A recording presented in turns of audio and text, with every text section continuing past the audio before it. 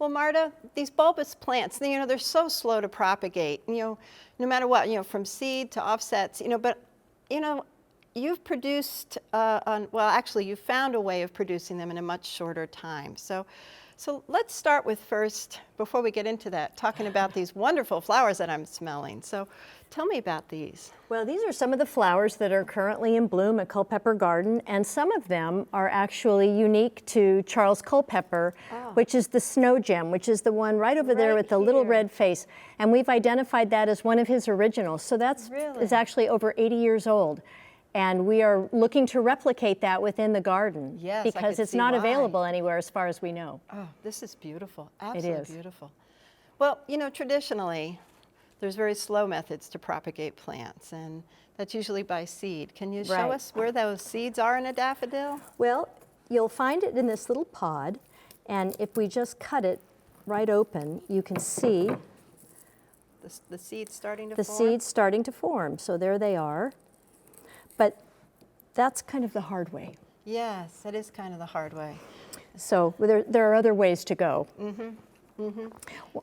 What's another way that nature provides for? Well, one of the ways that nature provides is you can actually find a bulb that's actually split, and then now you've got two. So this is the handy way to do it, and we've got a couple examples of that we have found from our bulb collection that we haven't planted yet, so you can see that that's pretty easy. But another way to do it is to actually take bulbs and split them.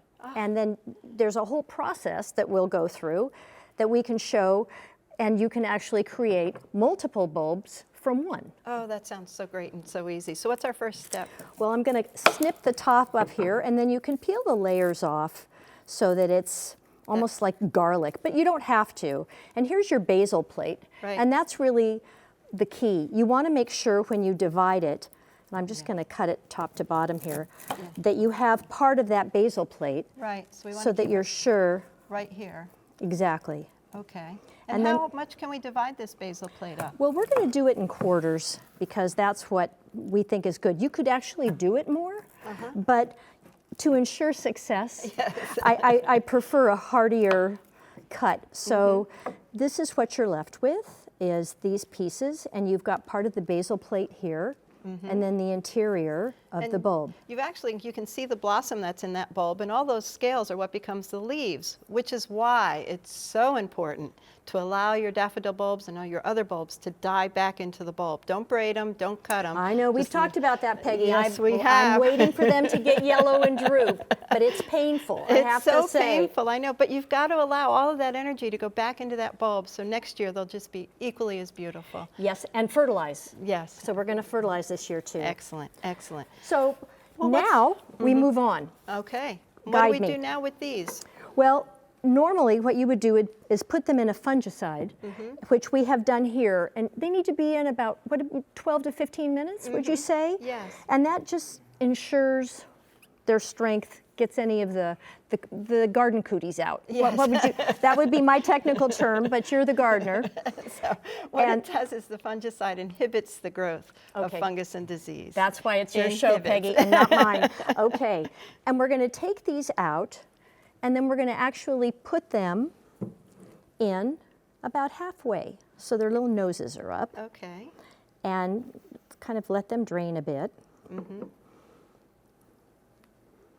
So we're going to plant them. We're going to actually plant them. Okay, you want to plant 2 or 3 real quick? I'll do a few more. Okay.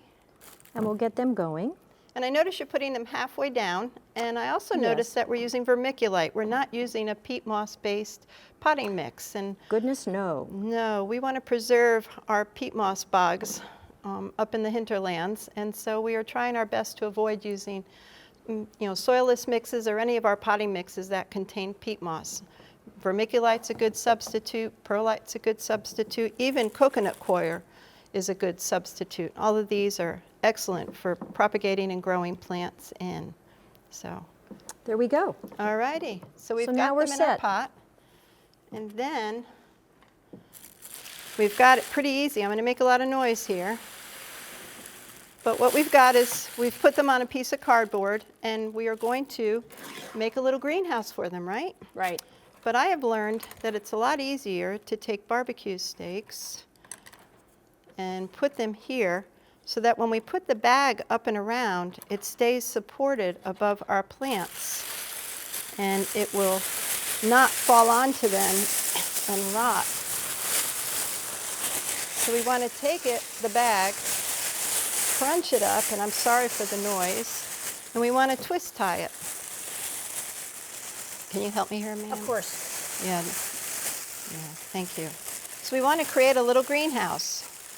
And that gives you some nice humidity. It kind of gives that moist Exactly. environment, especially having a bit of the tenting over Exactly. it, right? And how long do we want to leave these in, about?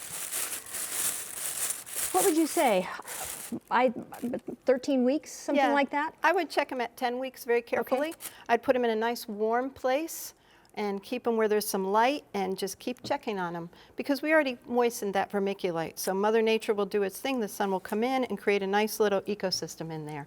And we'll have beautiful rooted cuttings. And they'll root right from the basal plate. So we'll be able to plant them out this fall.